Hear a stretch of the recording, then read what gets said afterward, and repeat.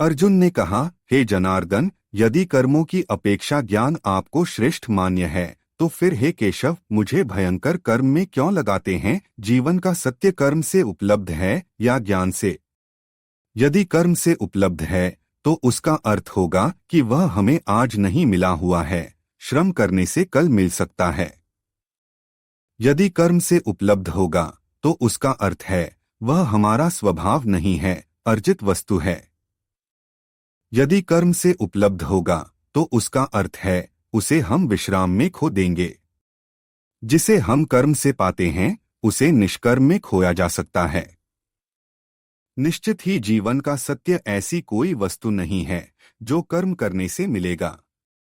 जीवन का सत्य मिला ही हुआ है, उसे हमने कभी खोया नहीं है, उसे हम चाहें तो भी खो नहीं सकते हैं। हमारे प्राणों का प्राण वही है। फिर हमने खोया क्या है?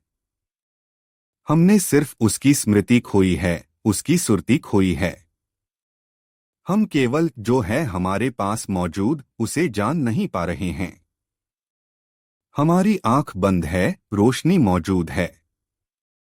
हमारे द्वार बंद हैं, सूरज मौजूद है। सूरज को पाने नहीं जाना, द्वार खोले, सूरज मिला ही हुआ है। कृष्ण ने अर्जुन को इस सूत्र के पहले सांख्य योग की बात कही है। कृष्ण ने कहा, जो पाने जैसा है वह मिला ही हुआ है। जो जानने जैसा है वह निकट से भी निकट है। उसे हमने कभी खोया नहीं है। वह हमारा स्वरूप है। तो अर्जुन पूछ रहा है, यदि जो जानने योग्य है, जो पाने योग्य है, वह मिला ही हुआ है, और यदि जीवन की मुक्ति और जीवन का आनंद मात्र ज्ञान पर निर्भर है, तो मुझ गरीब को इस महाकर्म में क्यों धक्का दे रहे हैं? कृष्ण ने सांख्य की जो दृष्टि समझाई है, अर्जुन उस सांख्य की दृष्टि पर नया प्रश्न खड़ा कर रहा है। दुनिया में, सारे जगत में मनुष्य जाति ने जितना चिंतन किया है उसे दो धाराओं में बांटा जा सकता है। सच तो यह है कि बस दो ही प्रकार के चिंतन पृथ्वी पर हुए हैं, शेष सारे चिंतन कहीं न कहीं उन दो श्रृंखलाओं से बंध जाते हैं। एक चिंतन का नाम है सांख्य और दूसरे चिंतन का नाम है योग। बस दो ही सिस्टम्स हैं सारे जगत में। जिन्होंने सांख्य का और योग का नाम भी नहीं सुना है, जिन्हें सांख्य और योग के नाम का भी कोई पता नहीं है, वे भी इन दो में से किसी एक में ही खड़े होंगे। बस दो ही तरह की निष्ठाएं हो सकती हैं। सांख्य की निष्ठा है कि सत्य सिर्फ ज्ञान से ही जाना जा सकता है, कुछ और करना जरूरी नहीं है। कृत्य की, कर्म की कोई भी आवश्यकता नहीं है। प्रयास की, प्रयत्न की, श्रम की, साधना की कोई भी जरूरत नहीं है। क्योंकि जो भी खोया है हमने, वह खोया नहीं, केवल स्मृति खो गई है। याद पर्याप्त है, करने का कोई भी सवाल नहीं है। योग की मान्यता है, बिना किए कुछ भी नहीं हो सकेगा। साधना के बिना नहीं पहुंचा जा सकता है। क्योंकि योग का कहना है, अज्ञान को भी काटना पड़ेगा, उसके काटने में भी श्रम करना होगा। अज्ञान कुछ ऐसा नहीं है जैसा अंधेरा है कि दिया जलाया और अज्ञान चला गया। अंधेरा कुछ ऐसा है जैसे एक आदमी जंजीरों से बंधा पड़ा है। माना कि स्वतंत्रता उसका स्वभाव है, लेकिन जंजीरें काटे बिना स्वतंत्रता के स्मरण मात्र से वह मुक्त नहीं हो सकता है। सांख्य मानता है, अज्ञान अंधेरे की भांति है, जंजीरों की भांति नहीं। इसलिए दिया जलाया कि अंधेरा गया, ज्ञान हुआ कि अज्ञान गया। योग कहता है, अज्ञान का भी अस्तित्व है, उसे भी काटना पड़ेगा। दो तरह की निष्ठाएं हैं जगत में, सांख्य की और योग की। कृष्ण ने दूसरे अध्याय में अर्जुन को सांख्य की निष्ठा के संबंध में बताया है। उन्होंने कहा है, ज्ञान पर्याप्त है, ज्ञान परम है। अर्जुन पूछ रहा है कि यदि ऐसा है कि ज्ञान काफी है, तो मुझे इस भयंकर युद्ध के कर्म में उतरने के लिए आप क्यों कहते हैं? तो मैं जाऊं, कर्म को छोड़ूं और ज्ञान में लीन हो जाऊं। यदि ज्ञान ही पाने जैसा है तो फिर मुझे ज्ञान के मार्ग पर ही जाने दें। अर्जुन भागना चाहता है, और यह बात समझ लेनी जरूरी है कि हम अपने प्रत्येक काम के लिए तर्क जुटा लेते हैं। अर्जुन को ज्ञान से कोई भी प्रयोजन नहीं है। अर्जुन को सांख्य से कोई भी प्रयोजन नहीं है।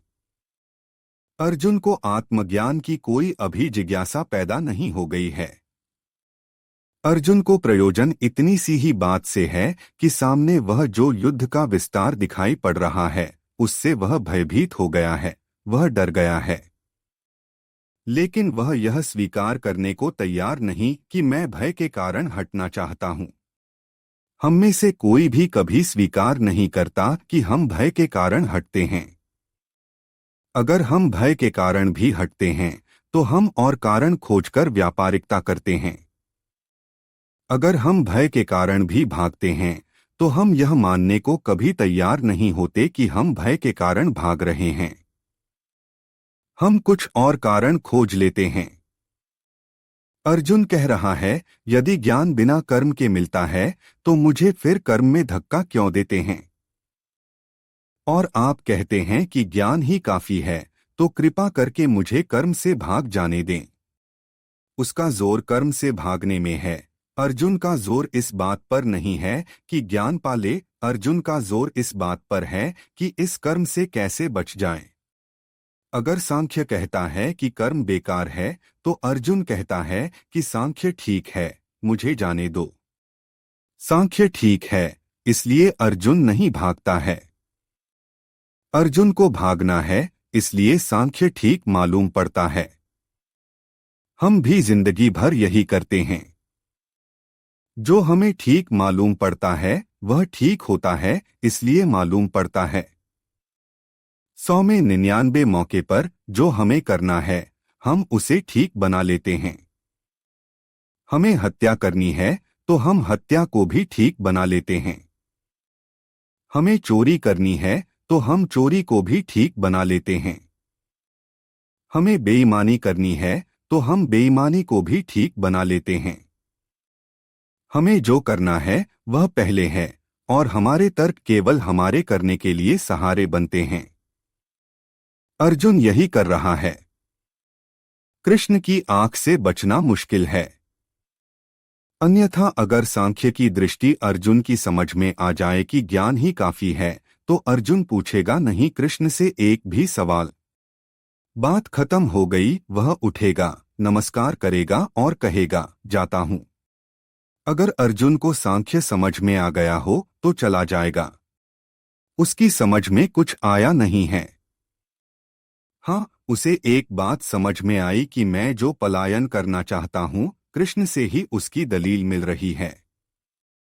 कृष्ण कहते हैं ज्ञान ही काफी है, ऐसी सांख्य की निष्ठा है। और सांख्य की निष्ठा परम निष्ठा है। श्रेष्ठतम जो मनुष्य सोच सका है आज तक वे सांख्य के सार सूत्र हैं। क्योंकि ज्ञान अगर सच में ही घटित हो जाए तो जिंदगी में कुछ भी करने को शेष नहीं रह जाता है, फिर कुछ भी ज्ञान के प्रतिकूल करना असंभव है। लेकिन तब अर्जुन को पूछने की जरूरत न रहेगी, बात समाप्त हो जाती है। लेकिन वह पूछता है कि हे कृष्ण, आप कहते हैं ज्ञान ही परम है, तो फिर मुझे इस युद्ध की झंझट में, इस कर्म में क्यों डालते हैं? अगर उसे ज्ञान ही हो जाए तो युद्ध झंझट न होगी। ज्ञानवान को जगत में कोई भी झंझट नहीं रह जाती। इसका यह मतलब नहीं है कि झंझटें समाप्त हो जाती हैं। इसका मतलब सिर्फ इतना ही है कि ज्ञानवान को झंझट झंझट नहीं, खेल मालूम पड़ने लगती है। अगर उसे ज्ञान हो जाए तो वह यह न कहेगा कि इस भयंकर कर्म में मुझे क्यों डालते हैं, क्योंकि जिसे अभी कर्म भयंकर दिखाई पड़ रहा है उसे ज्ञान नहीं हुआ। क्योंकि ज्ञान हो जाए तो कर्म लीला हो जाता है। ज्ञान हो जाए तो कर्म अभिनय, एक्टिंग हो जाता है। वह नहीं हुआ है। इसलिए कृष्ण को गीता आगे जारी रखनी पड़ेगी। सच तो यह है कि कृष्ण ने जो श्रेष्ठतम है वह अर्जुन से पहले कहा। इससे बड़ी भ्रांति पैदा हुई है। सबसे पहले कृष्ण ने सांख्य की निष्ठा की बात कही, वह श्रेष्ठतम है। साधारणतः कोई दूसरा आदमी होता तो अंत में कहता, दुकानदार अगर कोई होता कृष्ण की जगह तो जो श्रेष्ठतम है उसके पास वह अंत में दिखाता। निकृष्ट को बेचने की पहले कोशिश चलती, अंत में जब निकृष्ट खरीदने को ग्राहक तैयार न होता तो वह श्रेष्ठतम दिखाता। आमतौर से हम सोचते हैं कि समझदार को सब उत्तर मिल जाते हैं, गलत है वह बात। समझदार को उत्तर नहीं मिलते, समझदार के प्रश्न गिर जाते हैं। समझदार के पास प्रश्न नहीं बचते।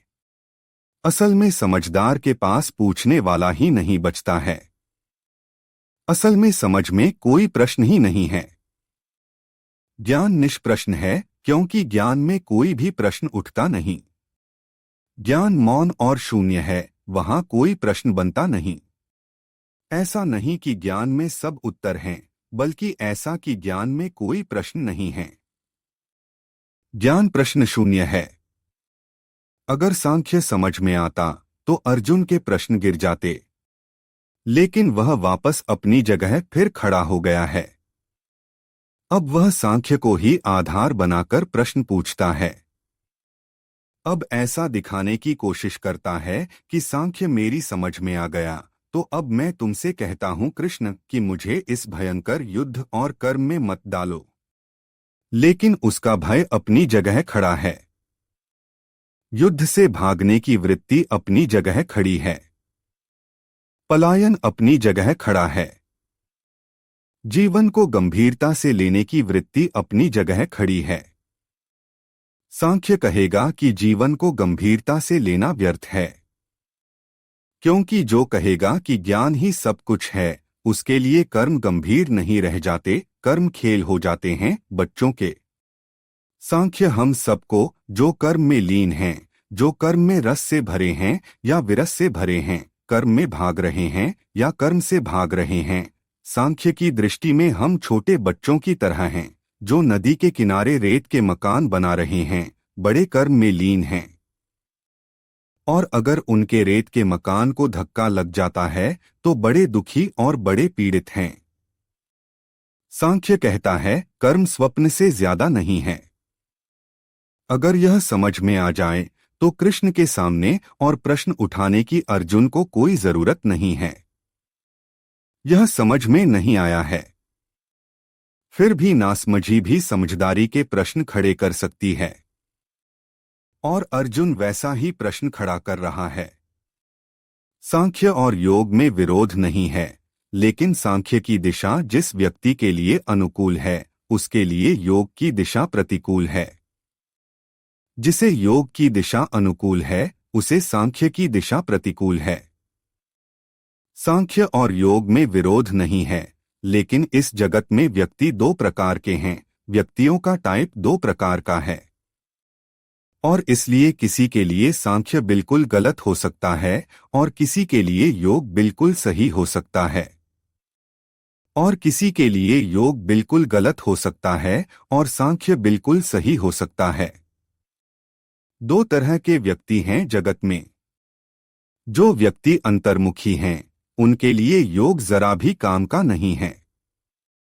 जो व्यक्ति अंतर्मुखी हैं, उनके लिए सांख्य पर्याप्त है, पर्याप्त से ज्यादा है। जो व्यक्ति बहिर्मुखी हैं, सांख्य उनकी पकड़ में ही नहीं आएगा, कर्म ही उनकी पकड़ में आएगा। क्योंकि ध्यान रहे, कर्म के लिए बाहर जाना जरूरी है और ज्ञान के लिए भीतर जाना जरूरी है। कर्म अगर कोई भीतर करना चाहे तो नहीं कर सकता। कर्म के लिए बहिर्मुख होना जरूरी है, बाहर जाना जरूरी है। कर्म के लिए अपने से बाहर निकलना पड़ेगा तो ही कर्म हो सकता है। इसलिए जितना कर्मठ व्यक्ति उतना अपने से बाहर चला जाता है, भीतर नहीं आ सकता है।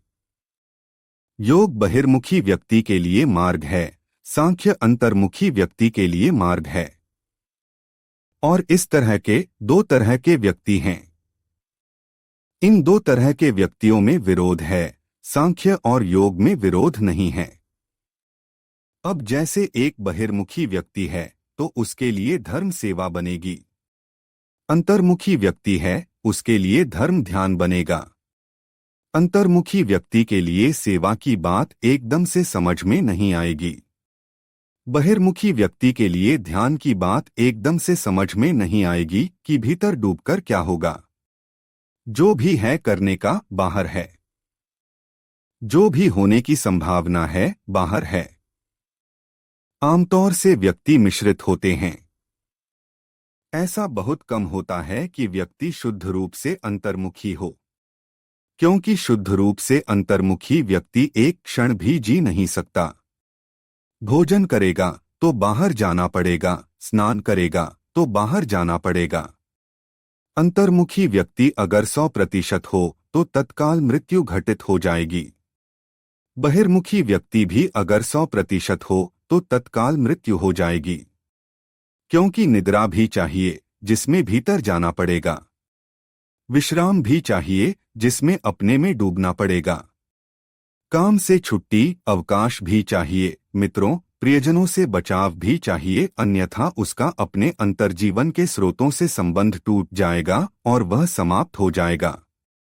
इसलिए यह जो विभाजन है सैद्धांतिक है। व्यक्ति व्यक्ति में मात्राओं के फर्क होते हैं। 90% कोई व्यक्ति बहिर्मुखी हो सकता है, 10% अंतर्मुखी हो सकता है।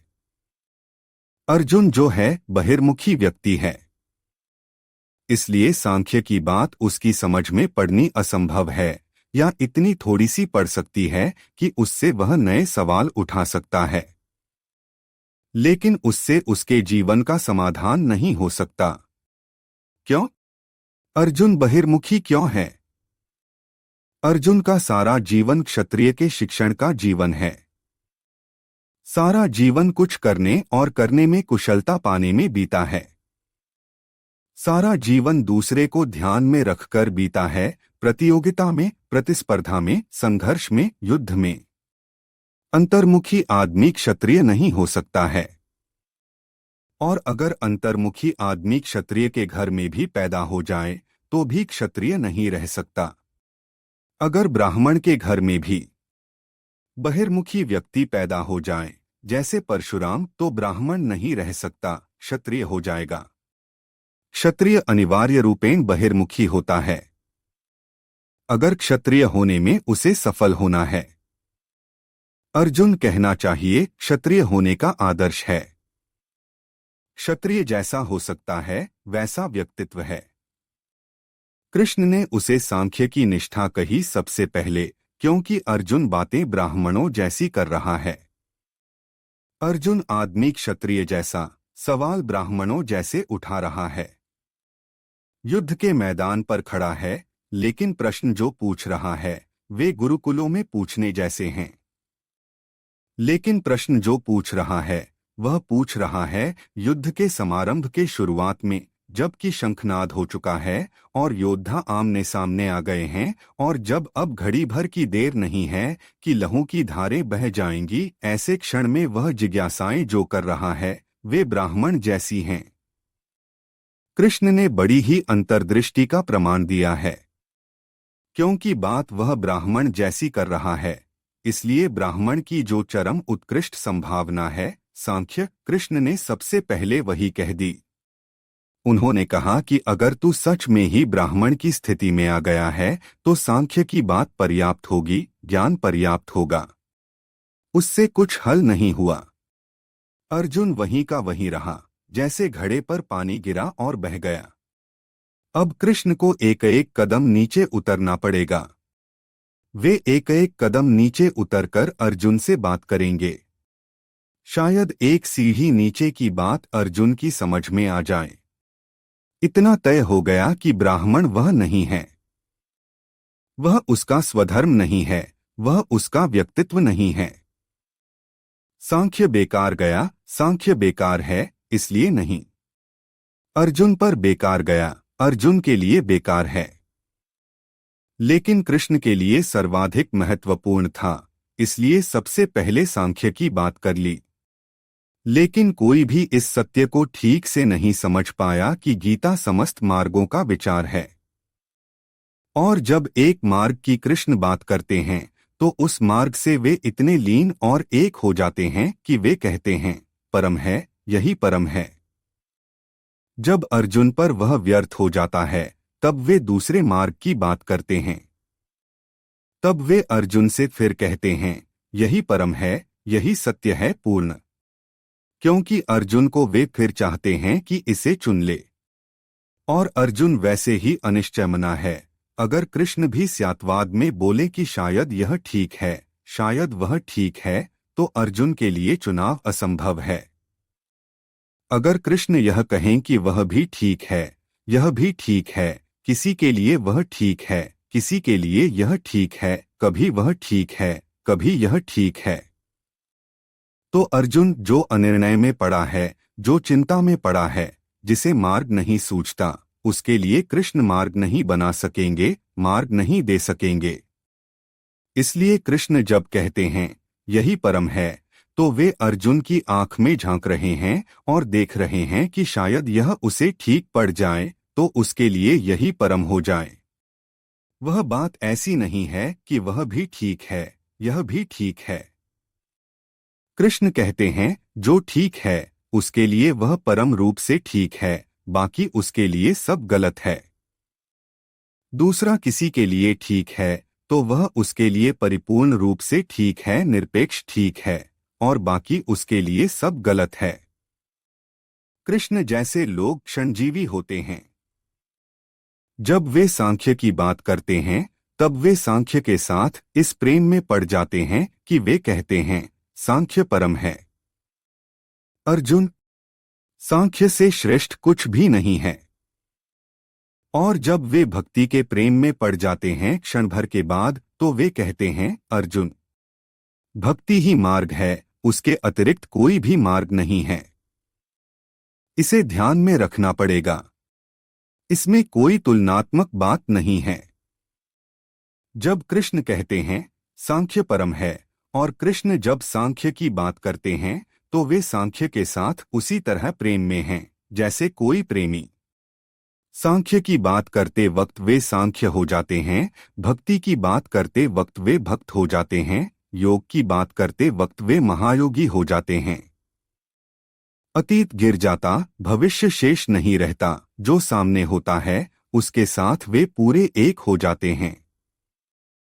इसे ख्याल में रखेंगे तो उनके वचन तुलनात्मक नहीं हैं। एक अध्याय की दूसरे अध्याय से तुलना नहीं की गई है। एक श्रृंखला दूसरी श्रृंखला से, एक निष्ठा दूसरी निष्ठा से तौली नहीं गई है। प्रत्येक निष्ठा अपने में परम है।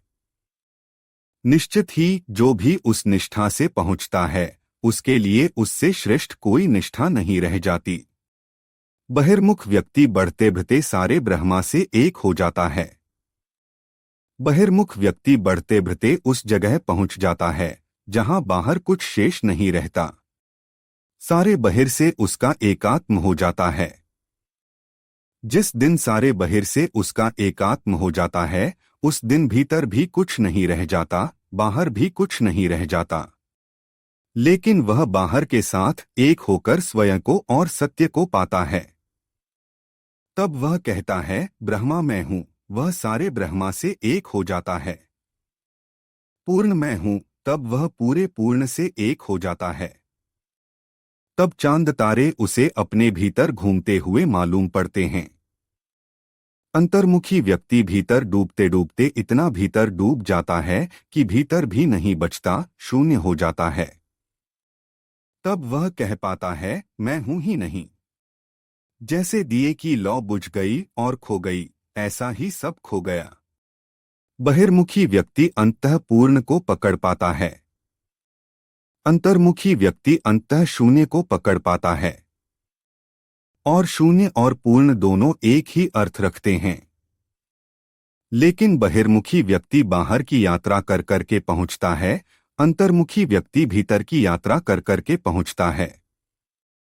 बहिर्मुखी व्यक्ति अंतः अपने अंतस को बिल्कुल काटकर फेंक देता है, भीतर कुछ बचता ही नहीं, बाहर ही बचता है। अंतर्मुखी व्यक्ति बाहर को भूलते भूलते इतना भूल जाता है कि बाहर कुछ बचता ही नहीं है। आपका घर है। कभी आप सोच सकते हैं कि घर का भीतर ही भीतर बचे और घर का बाहर न बचे। अगर भीतर ही भीतर बचे और बाहर न बचे तो भीतर भी न बचेगा। अगर बाहर ही बाहर बचे और भीतर न बचे तो बाहर भी न बचेगा। बाहर और भीतर एक ही सिक्के के दो पहलू हैं। इसलिए दो रास्ते हैं, या तो बाहर को गिरा दो या भीतर को गिरा दो। दोनों गिर जाएंगे और तब जो शेष रह जाएगा, जो बाहर और भीतर दोनों में था, जो बाहर और भीतर दोनों के पार भी था, वह जो बचेगा उसे हम ब्रह्मा कहें अगर हमने बाहर से यात्रा की हो, या उसे हम शून्य कहें, निर्वाण कहें अगर हमने भीतर से यात्रा की हो। जिन लोगों ने परमात्मा को पूर्ण की तरह सोचा है वे बहिर्यात्रा कर रहे हैं। जिन्होंने परमात्मा को शून्य की तरह सोचा है वे अंतर्यात्रा कर रहे हैं। ऐसा नहीं है कि योग की साधना करते करते, बहिर्साधना करते करते एक दिन फिर सांख्य की साधना करनी पड़ेगी, कोई जरूरत नहीं है। योग ही पहुंचा देगा। लेकिन जहां कुछ भी न बचे वहीं सब कुछ बचता है। एक पॉजिटिव भाषा है, यह भी, यह भी, यह भी। अगर सब जुड़ जाए तो जो बचता है वह भी सब कुछ है। ये दो ही ढंग हैं। इनमें किसी भी तरफ आप चुन सकते हैं यात्रा। और ये दोनों ढंग बड़े विरोधी मालूम पड़ते हैं। जहां तक ढंग का संबंध है विरोधी हैं। लेकिन जहां तक उपलब्धि का संबंध है कोई विरोध नहीं है। वहीं पहुंच जाते हैं शून्य से भी। वहीं पहुंच जाते हैं पूर्ण से भी। वहीं पहुंच जाते हैं नेति-नेति कहकर भी। वहीं पहुंच जाते हैं सब में परमात्मा को जानकर, देखते, मानकर, सोचते, अनुभव करते हुए भी। पहुंचना है वहां जहां द्वैत न बचे। तो द्वैत दो तरह से शून्य हो सकता है, मिट सकता है। या तो सब स्वीकृत हो जाए या सब अस्वीकृत हो जाए। या तो सब बंधन गिर जाएं और या सब बंधन आत्मा ही हो जाएं, तब भी हो सकता है। या तो बंधन बचे ही नहीं और या फिर बंधन ही सब कुछ आत्मा बन जाएं, तब भी बंधन नहीं बचते। न तो योगी को सांख्य में जाना पड़ता है, न सांख्य को योग में जाना पड़ता है। लेकिन दोनों जहां पहुंच जाते हैं वह एक ही जगह है। कहीं कोई बदलाव नहीं करनी पड़ती। वे दोनों ही वहीं ले जाते हैं।